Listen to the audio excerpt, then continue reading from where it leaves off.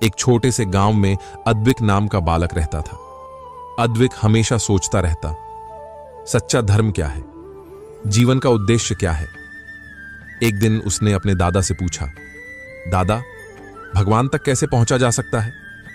दादा मुस्कुराए और बोले, बेटा, इसके लिए हमें अपने जीवन के 4 स्रोतों से सीखना होगा, वेद, उपनिषद, भगवद गीता और पुराण। चलो मैं तुम्हें उनकी कहानी बताता हूं। वेद ज्ञान के प्राचीन ग्रंथ हैं। इसमें हमें यह सिखाया गया है कि संसार में हर चीज में ईश्वर की शक्ति है। वेद हमें कर्म करने की दिशा बताते हैं, लेकिन फल की चिंता नहीं करने का पाठ भी देते हैं। यह जीवन में संतुलन और नियम सिखाता है। अद्विक ने ध्यान से सुना और समझा कि सही कर्म करना ही सबसे बड़ा धर्म है। उपनिषद वेदों का गूढ़ ज्ञान है।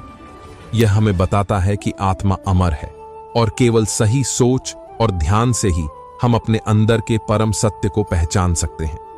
अद्विक ने सीखा कि ध्यान और ज्ञान से ही हम खुद को और ईश्वर को समझ सकते हैं। भगवद गीता अर्जुन और भगवान कृष्ण का संवाद है। इसमें हमें बताया गया है कि जीवन में कर्म करना हमारा धर्म है, लेकिन सफलता या असफलता के बारे में चिंता नहीं करनी चाहिए। यही संतुलित जीवन जीने का तरीका है। अद्विक ने जाना कि अपने धर्म और कर्तव्यों का पालन करना सबसे महत्वपूर्ण है। पुराण कहानियां हमें जीवन की सच्चाई और नैतिक मूल्यों का अनुभव देती हैं। राधा कृष्ण, रामायण, महाभारत जैसी कथाएं ये सिखाती हैं कि चाहे कितनी भी मुश्किलें आईं, धर्म और न्याय का मार्ग कभी नहीं छोड़ना चाहिए। अद्विक ने देखा कि ये कहानियां जीवन को समझने और सही निर्णय लेने में मदद करती हैं।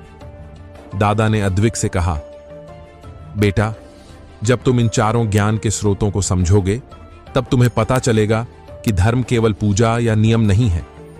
धर्म जीवन जीने का सही तरीका है।